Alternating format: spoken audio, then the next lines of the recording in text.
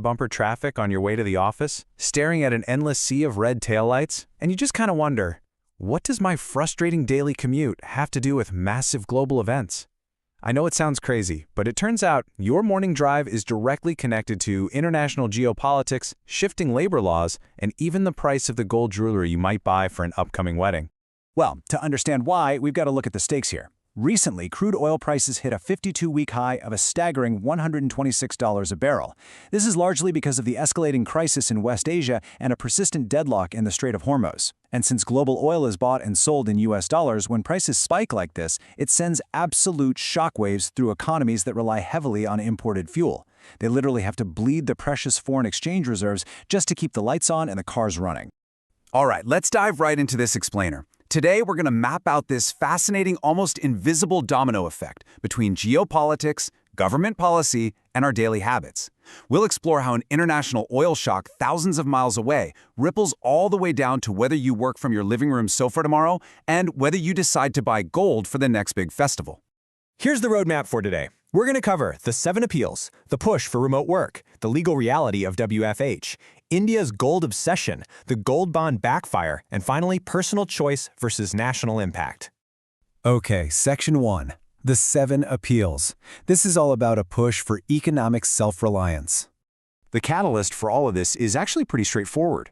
With crude oil prices going through the roof, India was facing this incredibly dangerous combo of a weakening rupee, rising import bills, and draining US dollar reserves. In response, Prime Minister Narendra Modi made a public address outlining 7 specific appeals to the nation. Just look at the sheer variety on this list. He urged citizens to carpool, avoid foreign travel, reconsider destination weddings, cut down on edible oil, and reduce dependence on imported fertilizers. But the 2 that really sent shockwaves through the corporate and financial sectors, the calls to revive work-from-home practices and limit excessive gold purchases. We're going to dive deep into both of these. Moving to Section 2, the push for remote work, and how it ties into conserving imported fuel. You see, this push for remote work isn't just about rolling out of bed and working in your sweatpants anymore. It's now deeply tied to a national macroeconomic strategy. By keeping people off the roads, the country literally burns less imported oil, which saves dollars, and workers are definitely taking notice. Take a look at this quote from the IT union Knights. They petitioned the labor ministry, basically saying, hey, we've already proven during the pandemic that remote working goes off without a hitch. They're making the case that keeping millions off the road is no longer just a corporate perk, it's a matter of national interest.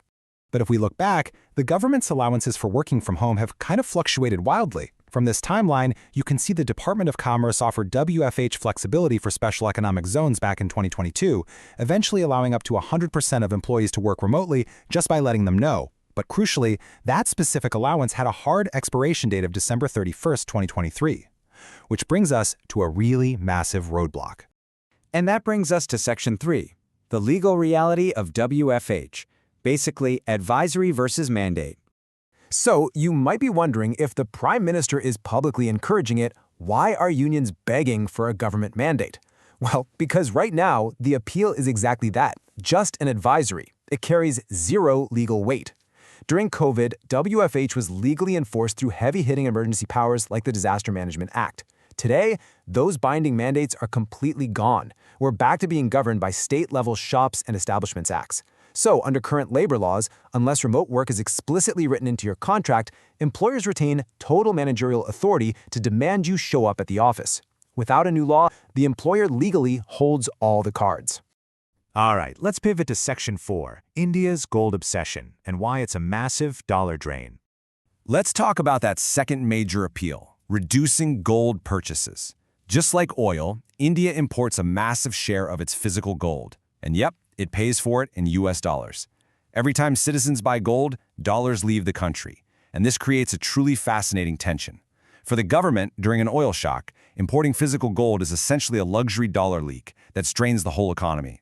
But for Indian families, come on, gold isn't just shiny jewelry. It's deep cultural tradition, it's wedding capital, and absolutely crucial, it's household financial security against inflation. Telling citizens to stop buying gold is almost unimaginable, but the macro numbers make it an urgent request. But wait, there is a massive, immediate complication if we just try to curb those gold imports. Look at this number, 10 million. Over 10 million Indians could lose their jobs. Industry experts point out that the jewelry sector is a colossal employer across the country, from artisans to retail workers. Simply halting the physical gold trade to save US dollars might look great on a spreadsheet, but it could trigger a catastrophic domestic unemployment crisis in reality. Which leads us right into Section 5, the gold bond backfire, why the SGB scheme was discontinued. So the big question is, how do you satisfy the cultural demand for gold as an investment without actually importing the physical metal? Well, back in 2015, the government thought they had the ultimate cheat code, the Sovereign Gold Bond, or SGB scheme. As you can see from this breakdown, SGBs were a phenomenally good deal for the consumer. Unlike physical gold, you had zero risk of theft, no crazy 8 to 35% making charges, and no GST. Plus, the government literally paid you a 2.5% annual interest rate just to hold them. And if you held them to maturity, tax-free capital gains. It was purposefully designed to be absolutely irresistible. And it worked. The public totally bought in. Investors ended up holding about 132 tons of gold in SGBs. But then, global instability and inflation kicked in, and gold prices absolutely went to the moon. The price for 10 grams of gold surged from around 26,300 rupees in 2015 to roughly 84,450 rupees by March 2025. Because these bonds were tied directly to the market price, the government was suddenly on the hook to pay out those massive inflated gains. In this wild, ironic twist, the scheme meant to save the economy turned into a 1.12 lakh crore rupee liability for the state. Just to put that financial burden into perspective, the 2018-2019 Series I bonds delivered an absolute return of 386% for investors at final redemption. 386%. That turned out to be an incredibly high-cost, totally unsustainable method of borrowing for the government, vastly more expensive than their traditional bonds. Because of this massive financial drain, the government was basically backed into a corner, and they were forced to completely discontinue the SGB scheme in 2024. Finally, Section 6. Personal choice, national impact. The big macroeconomic picture. All right, let's tie this whole thing together. We've seen how a crisis halfway across the world spikes oil prices. That spike forces the government to rethink dollar outflows, which then leads to unions demanding the legal right to work from home to save gas. At the same time, the government is asking you to stop buying gold to save dollars, even as their own paper gold alternative becomes way too expensive to keep running. What this explainer really highlights is the incredible invisible web tying your daily routines directly to the global economy. Your morning commute and your savings account, they aren't just personal matters, they're actual macroeconomic data points. So I'll leave you with this to ponder. In a globally connected, volatile world, how do you balance your own personal financial security and comfort with the macroeconomic health of your entire nation? Thanks for joining me on this explainer, and keep questioning the world around you.